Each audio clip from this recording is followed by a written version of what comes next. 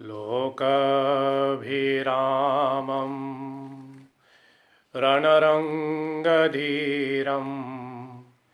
राजीवनेत्रं रघुवंशनाथं कारुण्यरूपं करुणाकरं त्वं श्रीरामचन्द्रं शरणं प्रपद्ये। मनोजवं मारुततुल्यवेगं जितेन्द्रियं बुद्धिमतां वरिष्ठं वातात्मजं वानरयूथमुख्यं श्रीरामदूतं शरणं प्रपद्ये। श्री श्री सीतारामचंद्राय नमः। श्री गुरुभ्यो नमः।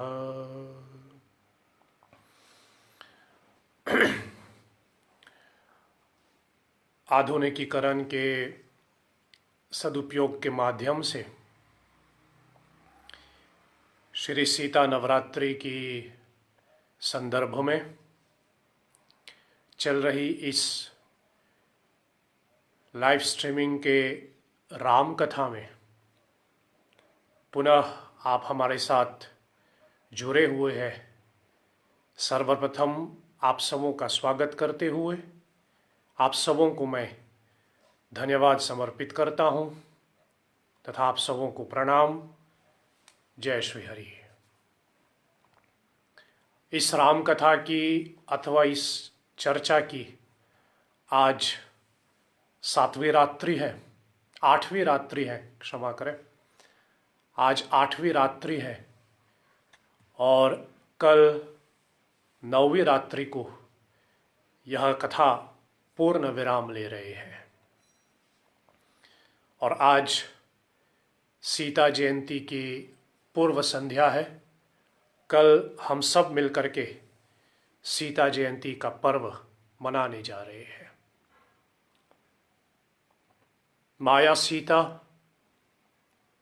परब्रह्म परमेश्वर सच्चिदानंद भगवान धर्मावतार श्री रामचंद्र जी की उस पराशक्ति का दो पहलू, एक भक्ति का और दूसरी माया का, जिसको मैं माया सीता के नाम से पुकारते हुए इस कथा के केंद्र में स्थापित करते हुए परम पूज्यपाद गोस्वामी तुलसीदास जी द्वारा रचित श्री रामचरितमानस एवं अन्य ग्रंथों को आधार बना करके प्रभु कृपा, गुरु कृपा और आप सबों के सहयोग से थोड़ा माया सीता को समझने का हम लोग प्रयास कर रहे हैं। आज के सत्संग को मैं प्रारंभ करूं। बड़ी सुंदर, वैसे तो सभी प्रश्न है ही अपने आप में सुंदर, अपने आप में रहस्यमय, लेकिन दो बड़ी सुंदर प्रश्न मेरे पास आए और उसके साथ साथ दो सराहनीय सुझाव भी मेरे पास आए। वो सुझाव के बारे में शायद अभी छोड़ दें, लंबा समय नहीं होगा उतना, लेकिन ऐसे दो प्रश्न मेरे पास आए जो आज बड़ी प्रसन्नता के साथ मैं आपके सामने रखूं। पहला प्रश्न तो सीधा जवाब है, इसका लंबा नहीं करना। आप जो दिन के समय मैंने आपको बताया, कल सीता जयंती के लिए हम लोग जो पूजा करेंगे, तो एक श्रोता ने हमको दिन के समय में एक प्रश्न के रूप में हमको भेजा कि हनुमान जयंती या फिर हनुमान जी के लिए जैसे कहें हम लोग सुंदरकांड का पाठ करते हैं, और लिखा भी है आपने, आपकी सराहना करूं, आपने यह भी लिखा कि मैं समझती हूं कि राम जी के लिए हम पूरे रामायण का पाठ कर सकते हैं। अगर सीता जी के लिए हमें इन 7 कांड में से किसी एक कांड का पाठ करना है तो सीता जी के लिए कौन सा कांड हम लोग पाठ कर सकते हैं? बालकांड से उत्तरकांड तक। मैं इसको स्वागत करता हूं। मेरे समझ में ये व्यक्तिगत मेरे अपना एक व्यक्तिगत परामर्श कहें या फिर मेरा एक व्यक्तिगत, हम लोग सुंदरकांड का पाठ करते हैं, वैसे ही मैं कहूँ कि अगर सीता जी के लिए एक पूरा कांड निर्धारित करना है तो मैं अरण्य कांड को घोषित करूं, क्योंकि अरण्य कांड में सीता जी के समक्ष बहुत से लीलाएं लिखे गए हैं। सर्वप्रथम सीता अनसुईया का संवाद और पूरी प्रसंग चलते हैं अरण्य कांड की, और इसी प्रसंग में वास्तविक सीता, इसी कांड में वास्तविक सीता अग्नि में प्रवेश करते हुए ये माया सीता का वहां से प्रादुर्भाव होता है। और उसी अरण्य कांड के आधार पे जैसे कहें भगवान श्री राम सीता जी से यह चर्चा करते हैं, जहां पर भगवती सीता की पराम्बा या फिर जैसे कहे अलादिनी शक्ति का एक प्रमाण भी मिल सकता है। इसलिए मेरे समझ में यदि आपकी रुचि है और अगर आपकी मन में है, आपने जो पूछा कि एक कांड जो हम पूरा सीता जी के लिए निर्धारित कर सके, तो मैं आपसे कहूं कि आप अरण्य कांड का पाठ कीजिए। जैसे हम लोग सुंदर कांड का पाठ करते हैं वैसे ही आप अरण्य कांड का पाठ कर सकते हैं। और दूसरा प्रश्न जो मेरे पास आया आज के लिए, आपने पूछा कि जैसे दुर्गा जी के 9 रूप होते हैं, क्या सीता जी का भी 9 रूप होते हैं? यद्यपि दुर्गा का जो 9 रूप है वह तो सीता जी का ही 9 रूप माना जा सकता है। सीता जी को संबोधित करते हुए हम सीता जी को संबोधित करते हुए सीता जी के लिए भी कह सकते हैं प्रथम शैलपुत्रिश्च द्वितीयम ब्रह्मचारिणी आदि आदि। लेकिन जो कि आपने प्रश्न किया ही है और मेरे मन को भाया, इसलिए मैं थोड़ा अपने समझ में, जो मेरी निजता में है, मेरी व्यक्तिगत विश्वास के आधार पे पूरे राम कथा को आधार बना करके शायद मैं अपने हिसाब से आपको सीता जी के 9 रूप बता सकता हूँ जो मेरे समझ में आता है। यदि मुझे सीता जी का 9 रूप देना है तो अति संक्षेप में कहूँ, सीता जी का पहला रूप मैं कहूँ स्वयं महालक्ष्मी।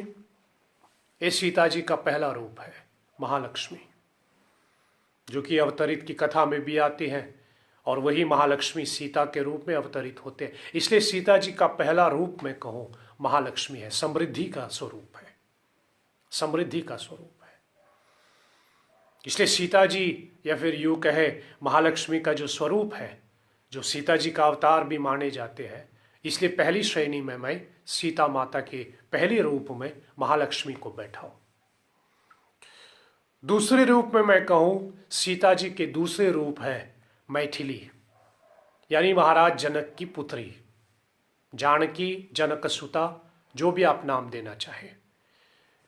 जनक सुता, मैथिली अथवा महाराज जनक की पुत्री का जो स्वरूप है सीता जी का, वहां मैं कहूं ये सीता जी का, किशोरी जी का ये दूसरा रूप है। तीसरा रूप मैं कहूं, जैसे तुलसीदास जी कहते हैं, न तो हम राम वल्लभाम, तीसरा रूप मैं कहूं सीता जी राम के वल्लभा है, या फिर यूं कहे राम का प्रियतम है। मॉडर्न भाषा में कहूं तो मैं ऐसा कहूं सीता जी का तीसरा रूप में मैं कहूं as the beloved, as the girlfriend of Lord Ram, as the girlfriend of Lord Ram. ये भी बड़ी सुंदर स्वरूप है सीता जी का। पुष्पवाटिका बालकांड में इसकी चर्चा होती है, रामचरितमानस में। सो तीसरा रूप में मैं कहूँ राम वल्लभाम, राम का प्रिय, राम का बिलवड, राम का गर्लफ्रेंड, राम की स्वीट हार्ट, जो भी आप कहें, ये सीता जी का तीसरा रूप मैं कहूँ। चौथा रूप मैं सीता जी का कहूँ वो है राम की अर्धांगिनी के रूप में। एक प्रियतम होना, एक प्रियसी होना और अर्धांगिनी होना, दो अलग अलग पहलू है। लंबा नहीं करूं, लेकिन राधा को हम कृष्ण की प्रियसी मानते हैं और रुक्मिणी को हम कृष्ण की अर्धांगिनी मानते हैं, और दोनों के क्रियाएं देखिए कैसे दोनों के क्रियाएं में भेद आ जाती है। इसलिए सीता जी प्रियसी के रूप में दूसरे हैं और अर्धांगिनी के रूप में वह दूसरी है। अर्धांगिनी के रूप में जो जो उसने कर्तव्य निभाए वह दूसरी है। ये भी है कि राम जी जब वन को चले तो सीता जी पीछे चले, ये भी सही है, ये भी अर्धांगिनी का स्वरूप है। लेकिन शायद मैं इसके ऊपर ज्यादा जोर दे दूं कि जब रामचंद्र जी केवट के प्रसंग में रामचंद्र जी गंगा पार करने के लिए केवट की नाव में बैठते हैं और जब गंगा पार होने के बाद जब नाव में से उतरते हैं तीनों, मतलब राम, लक्ष्मण जी और सीता जी, उस समय रामचंद्र जी अपने मन में विचार कर रहे हैं कि मुझे केवट को कुछ देना चाहिए। और बिना रामचंद्र जी के कहने पर, रामचंद्र जी ने कुछ कहा नहीं, बस मन में विचार कर रहे थे कि केवट को कुछ देना चाहिए। उसी समय सीता जी अपनी आभूषण निकाल करके, अंगूठी निकाल करके राम जी को दे देते हैं और राम से कहते कि आप केवट को दे। कहने का मतलब मेरा ये कि अर्धांगिनी का कर्तव्य नहीं कहूंगा, लेकिन स्वभाव में कहूंगा। इसको कर्तव्य के रूप में नहीं लेना चाहिए। ऐसा मैं ना कहूं कि अर्धांगिनी का या फिर पत्नी का कर्तव्य बनता है, नहीं। पत्नी का एक स्वभाव होता है कि वो पति के मन को जान लेता है कि पति के मन में क्या चल रहे हैं। वो उसका उनको एक आभास हो जाते हैं। She can anticipate what is going on in the mind of her husband. ये पत्नी का स्वभाव है। पति उस समय क्या करे, और राम जी का तो ठीक है, लेकिन हम अपने जीवन का ले ले। पति के क्या खाने की इच्छा है, क्या उनके मन में चल रहे हैं, पत्नी को एक आभास हो जाती है। ये अर्धांगिनी और प्रेयसी का एक जैसे कहे भेद भी हो सकता है। यद्यपि प्रेयसी भी जान लेते हैं, लेकिन विशेष रूप से पत्नी के लिए हम कहें, उनका एक स्वभाव है। और ऐसे बहुत से और भी उदाहरण मिल सकते हैं। चित्रकूट की सभा में सीता जी जनकराज से कहते हैं, अपने पिता महाराज से कहते हैं कि अब मैं अयोध्या की कुलवधू हूँ, पहचान मेरा वो है, अयोध्या की कुलवधू। इसलिए सीता जी का चौथा रूप मैं कहूं राम की अर्धांगिनी, पांचवा रूप मैं कहूं माया सीता, जिसका हम लोग चरितार्थ कर रहे हैं। सीता जी की पांचवी रूप में मैं स्थापित कर लूं माया सीता, जो माया के रूप में रामचंद्र जी ने उसको प्रकट करवाया अग्नि तत्व से। इसलिए माया सीता जो अरण्य कांड का प्रसंग है, और जो हमारी जो दोहा हम जो चौपाई हम लेके बैठे हैं, प्रभु पद हिया धरी, प्रभु पद धरी हिया अनल समानी। वास्तविक सीता अनल में समा गई, अग्नि में समा गई, और माया सीता वहां से उत्पन्न हुई। इसलिए पांचवा रूप सीता का मैं कहूं माया सीता। छठा रूप सीता का अगर देना है तो मैं कहूं कल्याणी सीता। और इसके आधार में कह रहा हूं अरण्य कांड का ही, इसके आधार तो मैं वहीं से ले रहा हूं, जहां सीता जी का हरण होता है और वो आभूषण निकाल करके, वैसे यद्यपि कथा के हिसाब से चले तो ऊपर से फेंक दिया, सुग्रीव को मिला, लेकिन मेरे समझ में ये है कि सुग्रीव के उद्धार करने के लिए सीता माता ने आभूषण उनके यहां छोड़ दिए, ताकि राम उन्हीं आभूषणों से सुग्रीव पे जैसे कहे मित्रता कर ले। और प्रसंग आप जानते हैं, इसे कल्याणी सीता, जो अनजाने में सुग्रीव के कल्याण कर गए। कल्याणी का मतलब वही होता है। शिव को हम कल्याणकारी इसलिए कहते हैं क्योंकि जानबूझ के नहीं, बिना किसी कारण, जिसको हमारे शास्त्र ने कहा अहेतुकी। अहेतुकी का मतलब होता है without any objective, without any vested interest. भगवान अहेतु की कृपा करते हैं। भगवान की कृपा के पीछे कोई कारण नहीं है। यह मत समझना कि आपने व्रत किया इसलिए भगवान कृपा करते हैं, नहीं। यद्यपि व्रत करते हो उसका फल मिलता है। यह मत समझना कि आप जाप करते हैं तो उसके कारण भगवान ने ऐसा किया। भगवान की कृपा के लिए कोई कारण नहीं होता, वो बिना कारण की कृपा करते हैं, बिना कारण के। इसलिए कल्याणी सीता बिना कारण के कृपा करती है, और जाने हो या अनजाने हो, लेकिन सीता जी ने सुग्रीव का कल्याण कर दिया। इसलिए मैं छठा रूप में कहूं कल्याणी सीता। और सातवां रूप में मैं कहूं सिद्धिदात्री सीता, जहां सिद्धि की प्रदान करने वाली है। और आप जानते ही हैं, हनुमान चालीसा में तुलसीदास जी घोषणा भी करते हैं, अष्ट सिद्धि नवनिधि के दाता। हनुमान जी अष्ट सिद्धि और नवनिधि के दाता है। हनुमान जी अष्ट सिद्धि और नवनिधियां प्रदान कर सकते हैं, लेकिन कैसे? हनुमान जी को ये अष्ट सिद्धि और नौ निधियां कहां से प्राप्त हुआ जो हमको वो प्रदान करते हैं? अष्ट सिद्धि नवनिधि के दाता असवर दीन जानकी माता। यह आशीर्वाद, यह वरदान जानकी माता ने हनुमान जी को दिया कि आज से आप अष्ट सिद्धि और नवनिधि के दाता है। सुंदरकांड पे चलूं तो सुंदरकांड में तुलसीदास जी लिखते हैं, अजर अमर गुण निधि सुत हो। ऐसा सिद्धियां हनुमान जी को जानकी माता देते हैं, सिया जी देते हैं। अजर अमर गुण निधि सुत हो, करहु बहुत सहायक, कहो करहु बहुत रघुनायक चो। तेरे ऊपर राम रसायन तुम्हारे पासा। ये सीता जी ने सिद्धियां दी हनुमान जी को। इसके सातवां रूप में मैं कहूं सीता जी का सिद्धिधात्री सीता।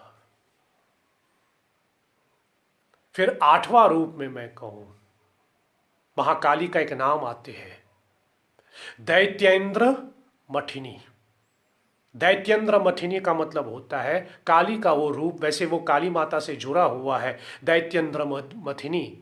जहां पर काली माता, मतलब हम काली माता के साथ इसलिए जोड़ते हैं क्योंकि काली का स्वागत जैसे कहे, she is always welcomed even among the asura, among the daitya.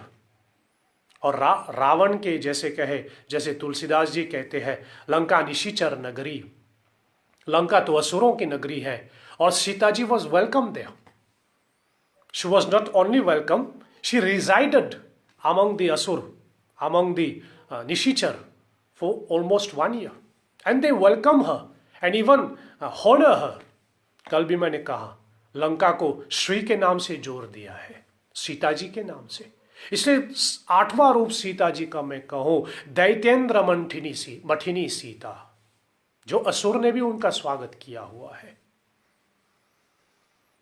और नवा रूप सीता का मैं कहूं वही जगत जननी सीता, जो सारे जगत को जन्म देती है। और कथा के हिसाब से चलो, जिन्होंने लव कुश को जन्म दिया और उत्तरकांड में आते, इसे जगत जननी सीता।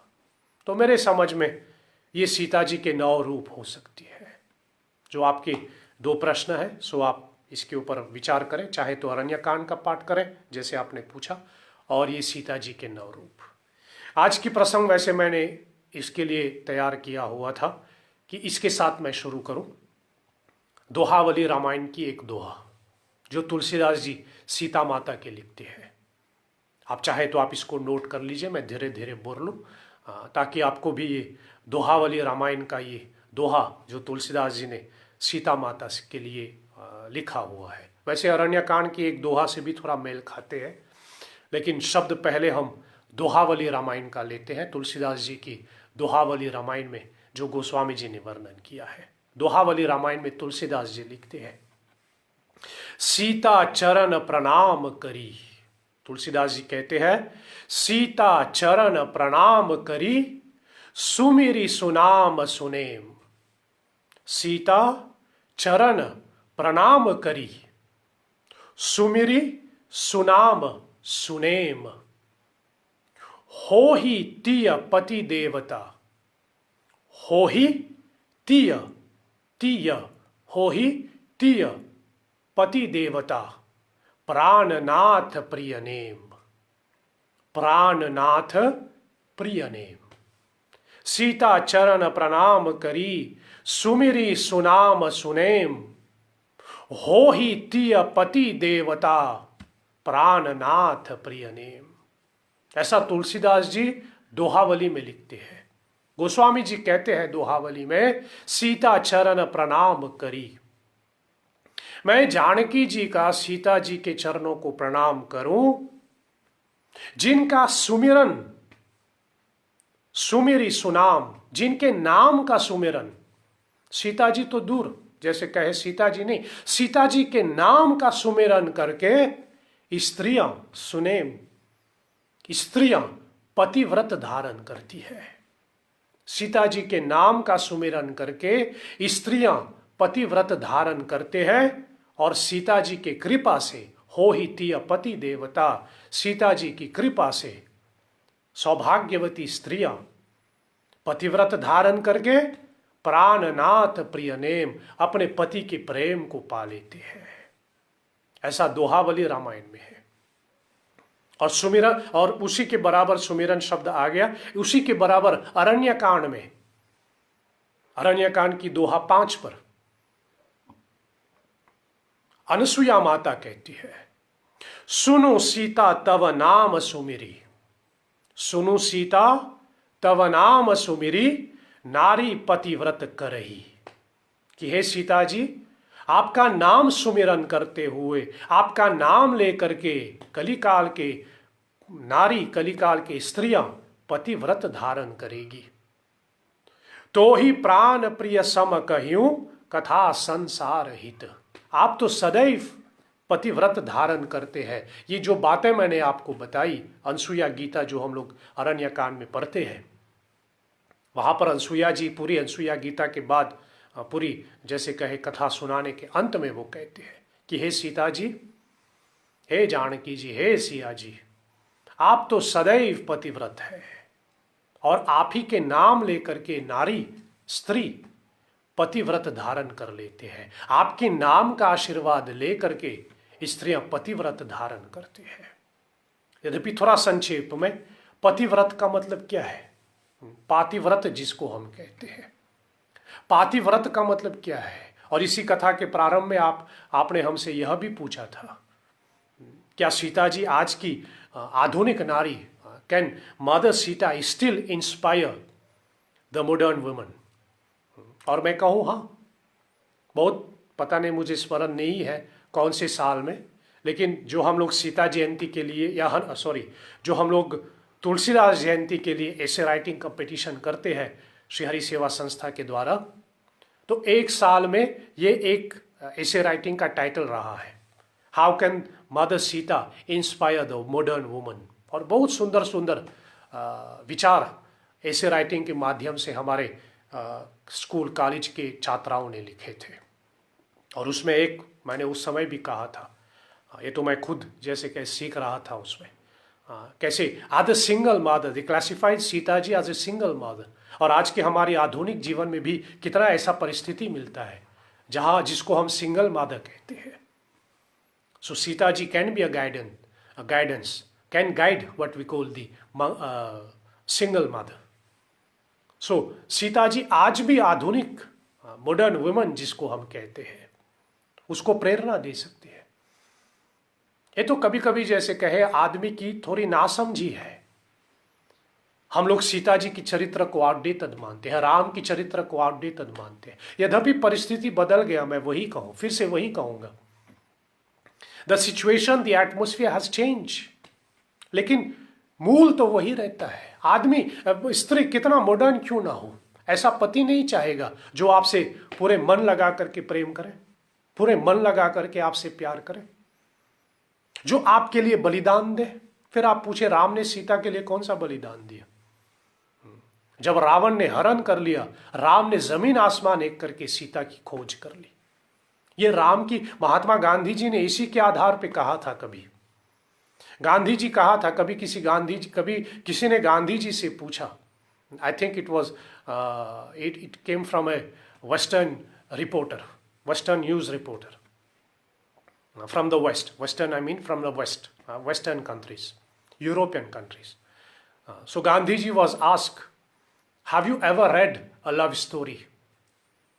ये गांधी जी से प्रश्न किया था, क्योंकि गांधी जी साधु टाइप का था, तो लोगों को लगता था कि साधु कहाँ लव स्टोरी पढ़ेंगे। So the reporter asked Gandhi ji, have you ever read a love story?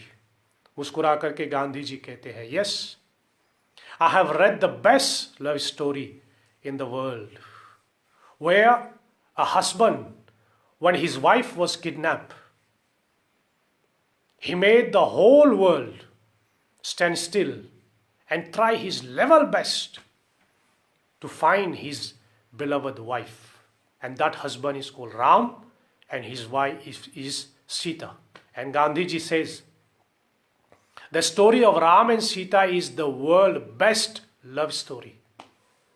यद्यपि लव स्टोरी की बात होती है तो हम राधा कृष्ण की चरित्र को ले लेते हैं, लेकिन राम और सीता का जो लव स्टोरी है, राम और सीता का जो प्रेम कथा है, वो आज भी सब उसकी इच्छा करते हैं। क्या पति नहीं चाहेगा कि सीता जैसा कोई पति मिले, इतना प्रेम करने वाले? क्या पत्नी नहीं चाहेगा कि मेरे पति भी राम जैसा मुझसे प्रेम करें?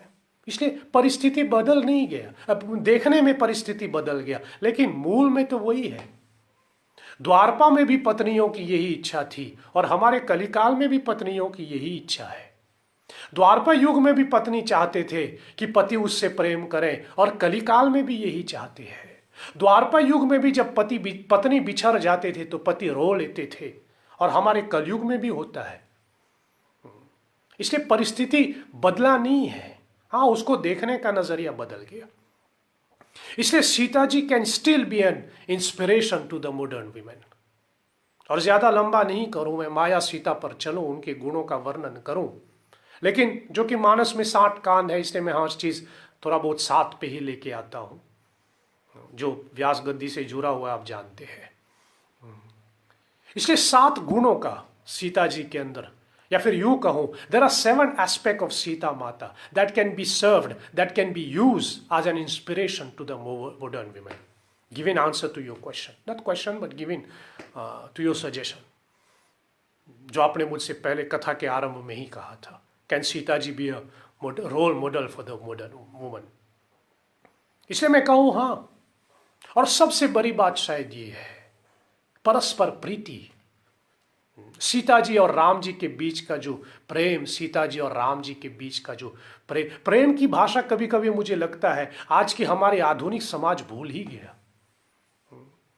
आज लोग प्रेम की भाषा समझ ही नहीं पा रहे हैं।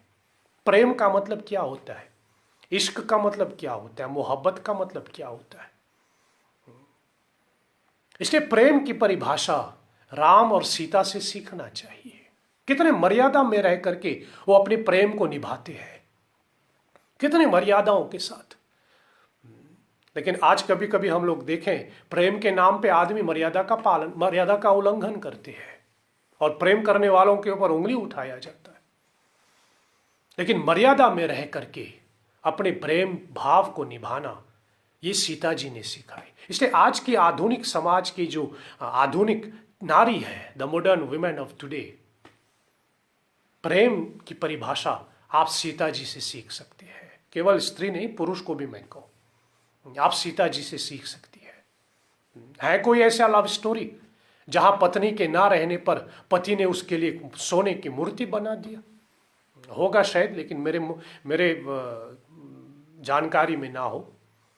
लेकिन राम और सीता के प्रेम तो ये कि उसने सीता जी के लिए पूरा मूर्त तैयार कर दिया, सीता जी की मूर्ति बना दी। सीता जी वन में रहे, इसके लिए राम ने भी जमीन पे सोने के लिए तैयार हो गया। राम कहते हैं, मेरे सीता इस समय कुतिया में रह रहे होंगे, इसलिए मैं पलंग पे कैसे सो। जब सीता का पुनः रामचंद्र जी ने बहिष्कार कर दिया था, after the second banishment of Sita, Ram never slept on A bed, he would always sleep on the ground, same as Sita. He would always eat what we call sadhu bhojan, just as Sita. इसलिए मैंने पहले भी निवेदन किया, राजा राम ने सीता का परित्याग किया, लेकिन राम जो सीता से मोहब्बत करते हैं, राम जो सीता से प्रेम करते हैं, उस राम ने सीता का परित्याग कभी नहीं किया। इसलिए प्रेम की परिभाषा सीता है। और दूसरा पहलू जो मैं कहूँ, आज की आधुनिक समाज को लेना है, आज की आधुनिक नारी को भी लेना है, द राइट चॉइस। पति के लिए राइट चॉइस नहीं कहूँगा, कभी कभी हम लोग कहते हैं, मैं भी कितने बार बोलता हूँ, मनचाहा वर। केवल वर की प्राप्ति नहीं हो, मनचाहा वर नहीं है, क्योंकि जब ब्याह करके आप जाते हैं, उस घर में केवल वो व्यक्ति या फिर केवल आपका पति नहीं रहता है, वो घर आपका हो जाता है, पूरे परिवार को अपनाना होता है। लड़की शादी करके जाते हैं, वो सिर्फ लड़का को नहीं अपनाते, सिर्फ अपने दुल्हा को नहीं अपनाते, उस दूल्हे के पूरे खानदान, उस दूल्हे की पूरे रीत परंपरा सबको निभाते हैं। इससे how to choose the right husband नहीं कहूंगा, how to choose the right house, ये सीता जी प्रेरणा देती है। ध्यान देना, सीता का स्वयंवर हुआ था, she was allowed to select her own house, her own husband. स्वयंवर जिसको हम कहते, स्वयंवर। So the right choice of किस घर में आप शादी करना चाहेंगे, ये सीता जी से सीखें, सीता जी की प्रेरणा से लें।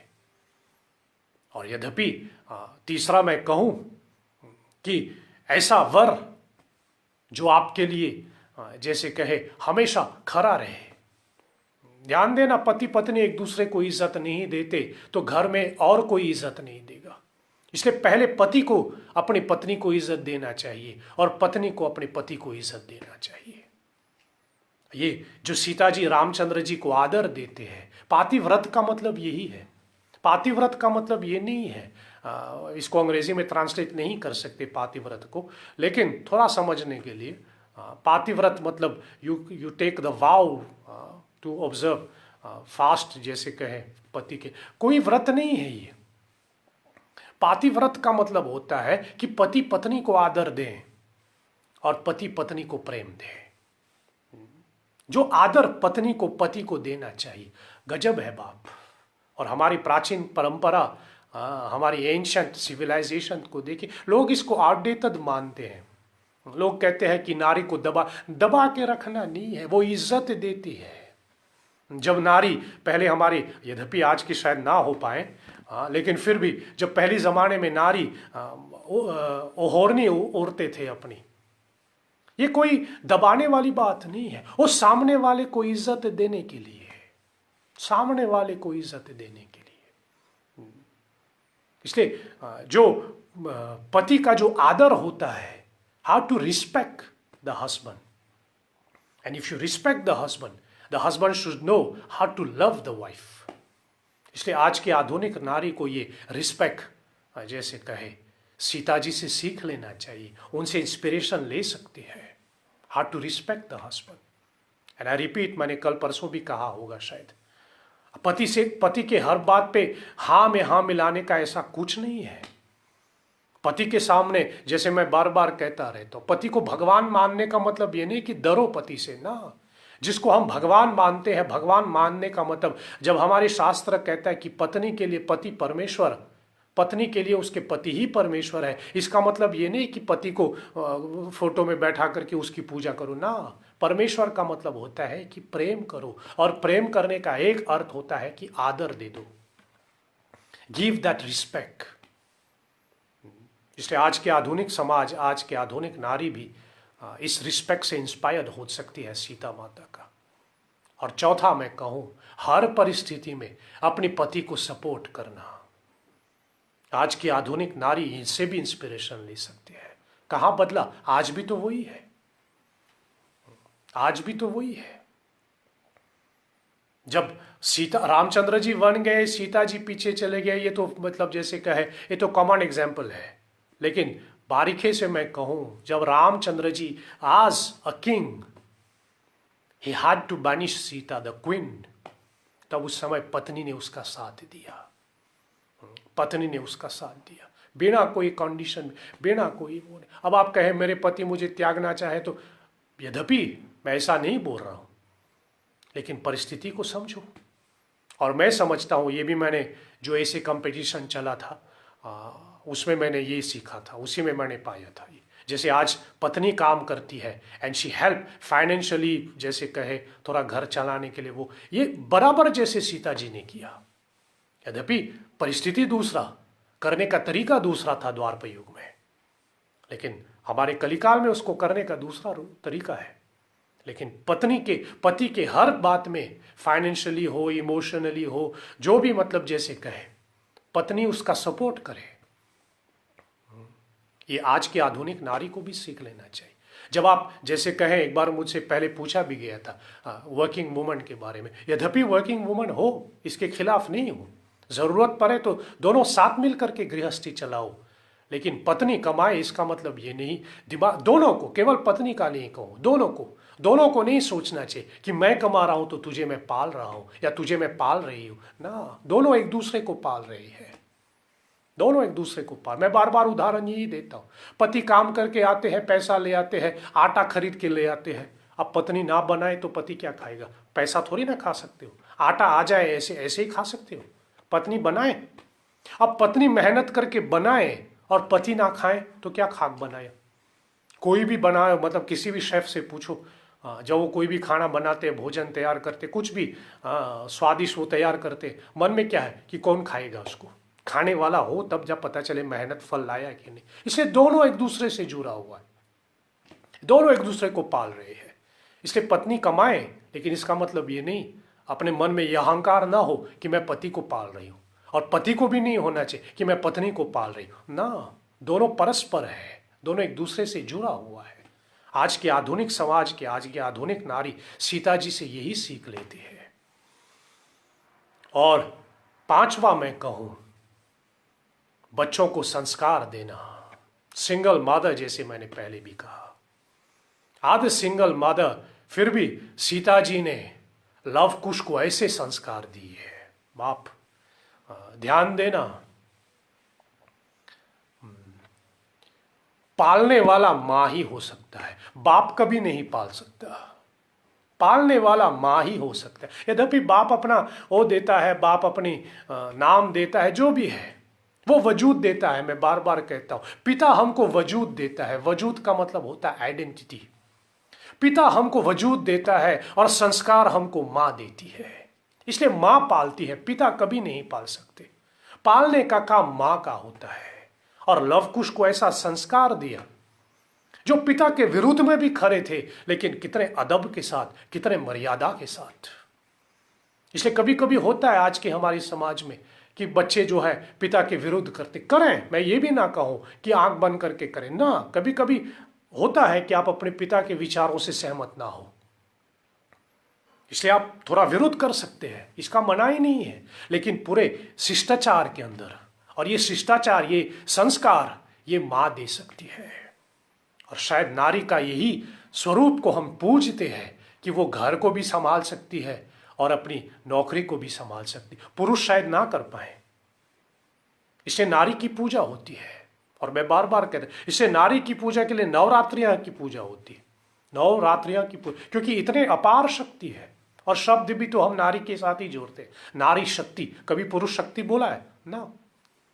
बोलते तो हम नारी शक्ति बोलते हैं, पुरुष शक्ति कभी नहीं बोलते, क्योंकि पुरुष के अंदर शक्ति है ही नहीं। अगर शक्ति है तो वो नारी का है, पुरुष का नहीं। पुरुष का नहीं, पुरुष तो बीज है बाप, वो तो सिर्फ बीज बो लेता है। उस बीज को पेड़ बनाना, उस बीज को सींचना, उसमें से फल निकलना, और उस केवल फल निकलना नहीं, उस फल से सबको फायदा हो। उस बीज से जब वो पेड़ बन जाते हैं, उस पेड़ के छांव में सारा जगत बैठे, ये नारी कर सकता है, पुरुष कभी नहीं कर सकता। पुरुष कभी नहीं कर सकता। इसलिए बच्चों को संस्कार देना, ये भी आज की आधुनिक नारी को सीता जी से सीख लेना चाहिए। जहां पर आप अपनी प्रोफेशनल लाइफ और अपनी, जैसे कहे, फैमिली लाइफ, दोनों को बैलेंस कर सके, ये सीता जी कर पाए। इसे पांचवा मैं ये कहूं। और चौथा मैं ये कहूं, आज की आधुनिक नारी को शायद ये भी ध्यान देना, रसोई बनाना, भोजन बनाना। जब स्त्रियों को कहा जाता है, पत्नियों को कहा जाता है कि रसोई बनाओ, इसका मतलब ये नहीं है कि हम उसको पीछे कर रहे हैं, या उसको हम जैसे कहे रसोई में बंद करके रहे, they are being kept only in the kitchen ना। ऐसा कदापि नहीं है। मूल में स्त्री का स्वभाव यही है कि वो खाना बनाए, भोजन तैयार करे। मूल में यही स्वभाव है। इससे सीता के चरित्र में सीता रसोई आ जाती है, सीता रसोई आ जाती है। इसलिए सीता जो रसोई पकाती थी रामचंद्र जी के लिए, ये आज की आधुनिक नारी को भी सीख लेना चाहिए। बाकी इसके पीछे भी और स्मरण में कुछ और भी आ रहा है, लेकिन ये छोड़ो, यहाँ ना कहूँ। लेकिन एक सूत्र हमने कभी बहुत पहले किसी ने बताया था, मतलब पता नहीं कहीं सत्संग में किसी ने भेजा या फिर किसी ने बोला, ऐसा होगा, a husband who is well feed up never gets fed up। बाकी सूत्र आप निकालो, रहस्य आप निकालो इसका। लेकिन अपने हाथ से भोजन बना करके पति को खिलाना, धर्म मैं नहीं कहूंगा, ये पत्नी का धर्म है ऐसा मैं नहीं कहूंगा, ये पत्नी का धर्म मैं नहीं मानता हूं, ये पत्नी की सौभाग्य भी नहीं कहूंगा, ये उसका स्वभाव है। जैसे माँ बच्चे को दूध पिलाती, ये उसका स्वभाव है। वो कृपा नहीं करते हैं ये, यद्यपि ये परमात्मा की कृपा है जिन्होंने ऐसा बनाया नियम। लेकिन माँ बच्चे को दूध पिलाते हैं, माँ बच्चे की पालन पोषण करते हैं, ये माँ का बड़प्पन है, उसका स्वभाव है। उसी प्रकार पत्नी पति के लिए भोजन तैयार कर लें, पत्नी पति के लिए भोजन बनाएं और उसको खिलाएं, ये प्रेम है, धर्म नहीं है ये प्रेम है। और शायद थोड़ा मैं यहाँ इसके ऊपर भी जोर देता हूँ, कोशिश करें पति पत्नी बैठ करके साथ में भोजन करें। ये पहले ज़माने में होता था, शायद उसका भी अपना एक महत्व है, लेकिन पहले पति खाते थे, फिर बाद में पत्नी। शायद उस समय घर में बहुत ज़्यादा लोग रहते थे, इसलिए ऐसा एक क्रिया बन जाते थे। लेकिन मैं कहूँ कि पति पत्नी साथ मिल करके भोजन करें, इससे प्रेम बढ़ता है। A family that eats together stage together, a family that eats together stage together. इसलिए सीता रसोई आज की आधुनिक नारी को इंस्पायर्ड कर सकती है। और सातवां मैं कहूं, सीता जी के श्रृंगार, नारी का सर्वोत्तम धर्म है श्रृंगार करना। यह इसको मैं धर्म कहूंगा। पुरुष श्रृंगार ना करें, ऐसा कोई फर्क भी नहीं पड़ने वाला, लेकिन नारी श्रृंगार ना करें, ध्यान देना मानस के आधार पे मैं कह रहा हूं, नारी श्रृंगार ना करें तो जगत में रावण उत्पन्न हो जाएगा, यदि नारी श्रृंगार ना करें तो। और कुछ कुछ हद तक के हमारे कलिकाल में यही एक कारण है। हमारे आज के आधुनिक समाज में इतनी रावण से भी बदतर वृत्तियां निकल रही है। क्यों? क्योंकि नारी ने अपना श्रृंगार छोड़ दिया। मैं लंबा नहीं करूंगा इसके ऊपर, वैसे भी समय निकल गया। माया सीता तो हमने आज छुआ भी नहीं अभी तक। नारी श्रृंगार ना करें तभी तो समाज में ये सारी वृत्तियां उत्पन्न हो रही है। यदि नारी अपनी श्रृंगार करते रहे तो ये समाज के अंदर ये जो नारी के प्रति जो जैसे कहे अत्याचार या जो भी आप कहें, शोषण आदि जो भी आप कहें, मैं ऐसा ना कहूं कि समाप्त हो जाएगा, लेकिन कंट्रोल में रहेगा। और नारी का श्रृंगार का मतलब क्या है? मेरा पूरा का पूरा 16 श्रृंगार जिसको हम कहते हैं। यद्यपि एक समय आ जाता है या परिस्थिति आ जाती है जहां आप पूरे 16 श्रृंगार का नहीं कर सके, लेकिन 16 श्रृंगार में जो 5 श्रृंगार मुख्य बताए गए वो तो कर ही सकते हैं। लेकिन अभी छोड़ो, ये सब नहीं बोलूंगा इसके अंदर। लेकिन नारी श्रृंगार करें। हर सौभाग्यवती स्त्रियां अपने मांग में सिंदूर भर करके समाज में निकले। मैं आपको पूरी दावा के साथ कहता हूं, हनुमान जी को साक्षी रख करके कहूं कि सब उसको इज्जत देंगे, सब के सब इज्जत देंगे। इसलिए श्रृंगार के जो 16 श्रृंगार में एक श्रृंगार के रूप में जो सिंदूर लगाना या फिर जो कंगन आदि पहनना, जो हमारी भारतीय सभ्यता है उसमें बहुत, ये सिर्फ दिखावे के लिए नहीं होता है, ये सिर्फ सुंदर लगने के लिए नहीं होता है। उसके पीछे एक अलौकिक शक्ति है, उसके पीछे एक डिवाइन पावर है। लोगों को लगता है कि आदमी मतलब स्त्री जो है जेवर पहन करके निकलेगा तो चोर उसको चोरी कर लेगा। हाँ मैं मानूं, लेकिन जब आप जरूरत से ज्यादा जेवर पहने तब। लेकिन जितना जरूरत है, जितना शास्त्र ने करने को कहा है, यदि मर्यादा में रह करके अपनी 16 श्रृंगार करके निकलें, एक तो आपकी सुरक्षा होगा ही, वो तो मैं मानूं, लेकिन उसके साथ साथ भी जैसे मैं कहूं एक दिव्य शक्ति आपको मिलेगा।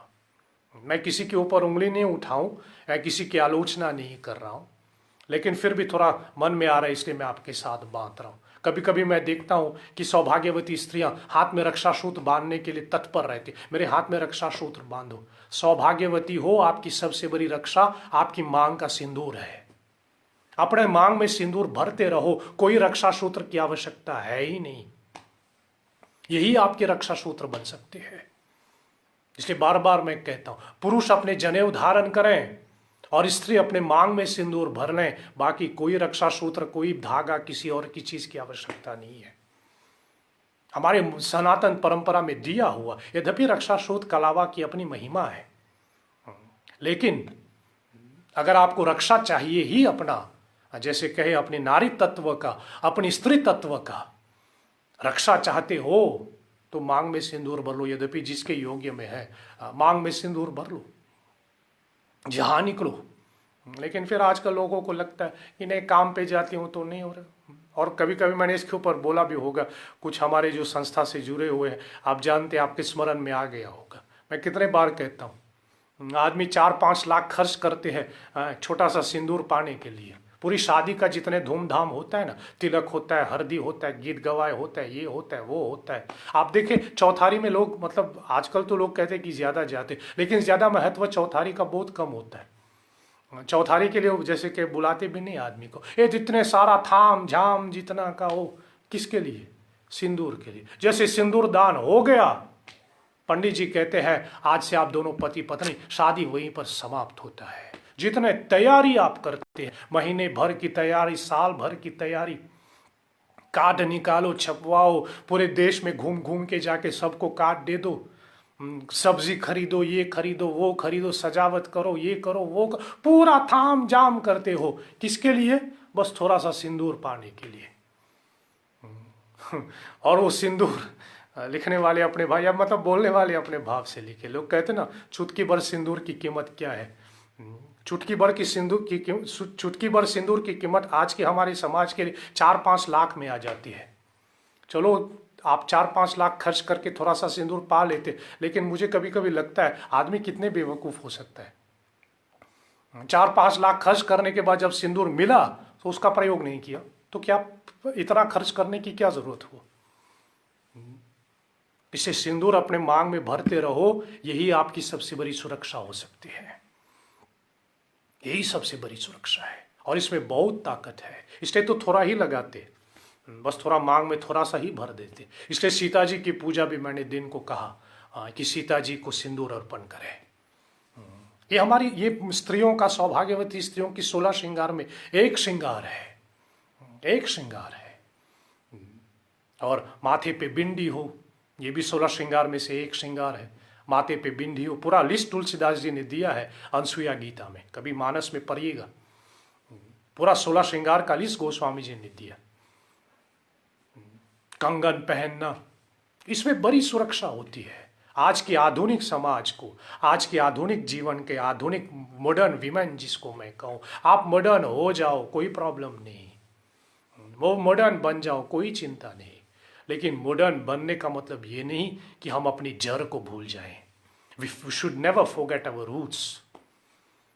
तो इसलिए 7वां मैं कहूँ आज के आधुनिक नारी को कि सीता जी के श्रृंगार से आप इंस्पायर्ड हो जाओ और आप भी श्रृंगार करें, 16 श्रृंगार करें। इससे आपकी रक्षा तो होगा ही, आपके कुल की भी रक्षा होगी, हमारी समाज की भी रक्षा होगी, और सबसे बड़ी बात, हमारी भारतीय सभ्यता की रक्षा होगी, हमारी सनातन वैदिक परंपरा की रक्षा होगी जब नारी 16 श्रृंगार करते हैं। आज हमारी वैदिक परंपरा, हमारे सनातन वैदिक ट्रेडिशन खतरे में इसलिए आ गया कि आज की आधुनिक नारी, बुरा मत मानना, क्षमा प्रार्थी हूं यदि किसी को ठेस लगे तो, लेकिन आज के हमारी सनातन वैदिक परंपरा खतरा में इसलिए आ रहे हैं कि नारी ने अपना 16 श्रृंगार छोड़ दिया।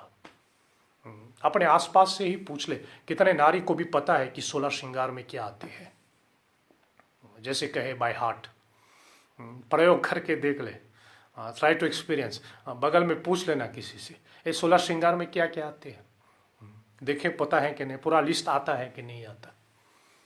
आज के आधुनिक नारी ने 16 श्रृंगार को त्याग दिया, इसलिए हमारे समाज खतरे में आ गया। बाकी सीता जी से इंस्पायर्ड हो जाओ। गया बिलक कर कपड़े में पहन करके, साधुई वाला कपड़ा, लेकिन आभूषण नहीं चोरे, आभूषण पहन के गए। अब मेरे से पूछे कैसे पता? अगर वनवास जाते समय आभूषण नहीं पहनते तो सुग्रीव को आभूषण कहाँ से मिलता? अब देखे, सुग्रीव को सारा आभूषण निकाल करके दे दिया, मतलब फेंक दिया ऊपर से, तभी तो रावण हावी पड़ गया। तब सीता जी को दूसरे एक दुर्वा का सहारा लेकर के अपनी रक्षा करना पड़ा। और शायद मैं थोड़ा कथा के हिसाब से, फिक्सचर्स लगता है, लेकिन थोड़ा कथा के हिसाब से मैं कहूँ, वास्तविक सीता जब अग्नि में प्रवेश करते तो पूरा श्रृंगार लेकर के जाए। माया सीता जब निकले होंगे तो श्रृंगार के बिना, माया बिना श्रृंगार के निकले, इसलिए रावण हावी पड़ गया और दुर्वा का सहारा लेकर के उसने रक्षा की अपनी। तो जहां श्रृंगार छोड़ दिया वहां रक्षा ही छूट गई। इसलिए हमारे आज की समाज ऐसे खतरे में आ गया, हमारी सनातन वैदिक परंपरा, क्योंकि आज की आधुनिक नारी अपनी 16 श्रृंगार छोड़ रही है। इसलिए फिर आप सीता जी से प्रेरणा लें, इस सीता नवरात्रि से आप प्रेरणा लें।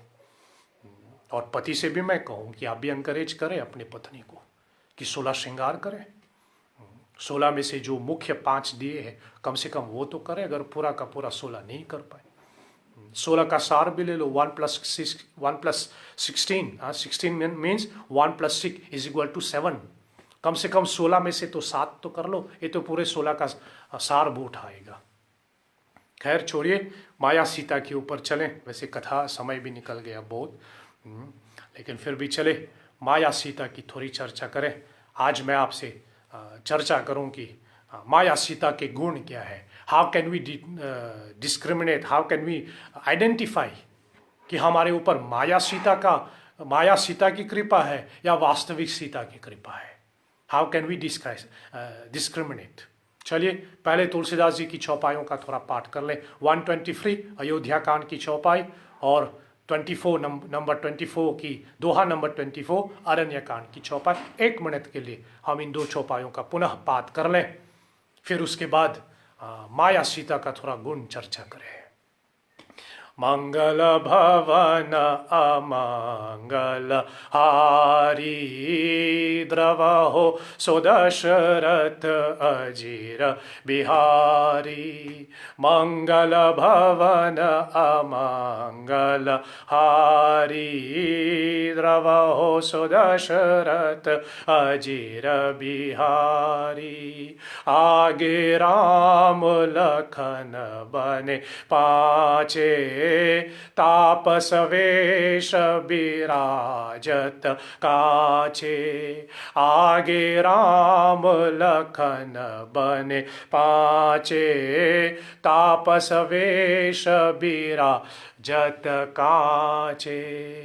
उभय बीच सिय सोहति कैसे, ब्रह्म जीव बीच माया जैसे। उभय बीच सिय सोहति कैसे, ब्रह्म जीव बीच माया जैसे। जब ही राम सब कहाँ बखानी, प्रभु पद धरिया अनल समानी। जब ही राम सब कहाँ बखानी, प्रभु पद धरिया अनल समानी। निज प्रतिबिंब राखी तहाँ सीता, तैसई शील रूप सुबिनीता। निज प्रतिबिंब राखी तहाँ सीता, तैसई शील रूप सुबिनीता। आगे राम लखनु बने पाचे, तापस वेश विराजत काचे। आगे राम लखनु बने पाचे, तापस वेश विराजत काचे। उभय बीच सिय सोहति कैसे, ब्रह्म जीव बीच माया जैसे। उभय बीच सिय सोहति कैसे, ब्रह्म जीव बीच माया जैसे। जब ही राम सब कहाँ बखानी, प्रभु पद धरिया अनल समानी। जब ही राम सब कहाँ बखानी, प्रभु पद धरिया अनल समानी। निज प्रतिबिंब राखी तहाँ सीता, तैसहि शील रूप सुबिनीता। निज प्रतिबिंब राखी तहाँ सीता, तैसहि शील रूप सुबिनीता। ब्रह्म जीव बीच बीच माया, जैसे ब्रह्म बीच जीव माया, जैसे। सियावर रामचंद्र प्रिय हो, जय सिया राम। माया सीता के कुछ गुण, यद्यपि मैं वही कहूं उसको 7 गुण मैं दे दूं, लेकिन पूरा 7 अभी ना हो पाए तो कल इसको हम पूरा समाप्त कर लेंगे। वैसे सिर्फ 5-10 मिनट ही बचा है। पहला गुण माया का। माया स्वर्ण के पीछे आकर्षित होता है। माया सीता ने स्वर्ग मृग देखा और राम को भेज दिया। इसलिए पहला प्रभाव जैसे कहे वह स्वर्ण मृग या फिर स्वर्ण गोल्ड के ऊपर आकर्षित होता है। और मैंने पहले भी निवेदन किया है, द मीनिंग ऑफ गोल्ड, स्वर्ण का बहुत से अर्थ हो सकता है। यद्यपि पहला अर्थ तो मैं कहूं गोल्ड गोल्ड है, स्वर्ण स्वर्ण कंचन जिसको हम कहें, लेकिन गोल्ड का एक अर्थ मैं ये भी निकालता हूं, सुविधा। इसलिए बार बार मैं कहता हूं, लंका की नगरी, लंका की जो नगरी है सोने का बना हुआ था। लंका सोने की लंका, सोने की लंका का मतलब एक मैं निकाल लूं जहां पर जरूरत से ज्यादा सुविधा है। So if you keep getting attracted to many facilities, तब समझ लेना आपके ऊपर माया सीता का प्रभाव है। So if you get attracted to gold.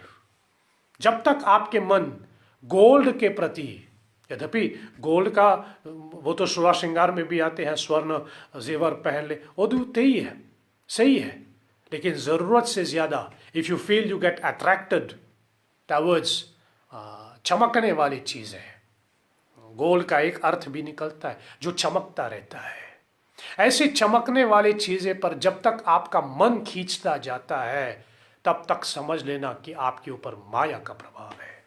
और दूसरा अर्थ में ये भी कहूं, जब तक परमात्मा आपको ये सारे चमकते चीजें दे रहे हैं, सोफा यू आर जैसे कहे you are getting all these चमकने वाली चीजें, तब तक समझ लेना माया सीता का प्रभाव, माया सीता का आशीर्वाद है। ये माया सीता का आशीर्वाद है। इसलिए माया सीता का पहला गुण मैं कहूं, to get attracted towards gold. और गोल्ड एक तो मैंने कहा सुविधा, गोल्ड का एक अर्थ ये भी हो सकता है जहां आपको अच्छा लगे कि ज्यादा लोग आपकी सेवा करें, जैसे कहे चाकरी करने वाले, सर्वेंट करने वाले, फिर आप खाना ना बनाए, दूसरे से खाना बनाए, फिर आप घर की सफाई ना करें। यद्यपि हो, मैं ये नहीं करूं कि मत रखो, यद्यपि करें, और इसको नौकर भी मत कहना, कोई नौकर नहीं है इस दुनिया में, सब परमात्मा का बेटा है, सब परमात्मा की संतान है। वो आपकी मदद करने के लिए, आपके घर के काम काज पे वो थोड़ी मदद करनी आती है, ठीक है, लेकिन जरूरत से ज्यादा भी ना हो कि अब घर में रसोई में आप कदम रखते ही नहीं है, जो भी है घर की वो बना देती है। घर की सफाई मतलब घर में झाड़ू कभी ना पकड़े, वो जो करने आए हैं वही सब करें ना, यद्यपि वो करने आए थोड़ा मदद करें, लेकिन एक तो निर्भर भी मत रहो, और दूसरा सब कुछ भी मतलब ऐसा ना हो कि सब कुछ वो करे क्योंकि मैं उसको तनख्वाह दे रहा हूं उसको, इसलिए वो सब कुछ करे ना। तब ये समझ लेना माया सीता है, माया सीता है। जहाँ पकाने वाली आती है आपके घर में, जहाँ वो सप्ताह में 6 दिन पका ले, 7वां दिन सप्ताह में एक बार तो आप ही पका लो, जैसे मतलब सुविधा, मैं तो सिर्फ उदाहरण दे रहा हूँ। लेकिन जब तक आपको लगे कि दूसरा कोई करने वाला, ये सारे नौकर चाकर हमको बने रहे, वो हमारे लिए ले लाए, वो ले आए, इसलिए कभी कभी मैं कहता हूँ गुरु की सेवा भी अच्छा है, भाव से करते हैं आप लोग, लेकिन गुरु की सेवा भी इतना ना करो कि गुरु अपने आप को माया में पड़ जाए। कभी कभी गुरु को भी थोड़ा कुछ करने दे, ताकि वो भी उस माया से थोड़ा संभल के रहे, नहीं तो फिर यहाँ तो माया में सब गिर पड़ता है। कहाँ साधु कहाँ रंक, कहाँ साधु कहाँ डाकू, कहाँ राजा कहाँ रंक, माया के उस चक्कर में, माया के उस लपेट में तो सब आ जाते हैं। इसलिए ज्यादा सुख सुविधा ये माया का प्रभाव है। इसलिए थोड़ी सी मेहनत, थोड़ी सी जैसे कहे सैक्रिफाइस जरूरी है, तभी आप उस माया सीता से बच पाओगे। इसलिए कभी कभी मैं कहता रहता हूँ, महीने में एक बार कम से कम अपने बच्चे को बोलो, महीने में एक बार वो अपने कपड़े खुद धोएं, महीने में एक बार वो अपना ब्रेकफास्ट, अपना डिनर खुद बनाए। महीने में एक बार वो खुद घर में थोड़ा झाड़ू लगाए। इतने ज्यादा सुविधा भी ना हो, और हम लोग सुविधा में बैठे। और अभी सुविधा नहीं है, देखो कितने लोग जैसे कहे अपने आप को लाचार महसूस कर रहे हैं।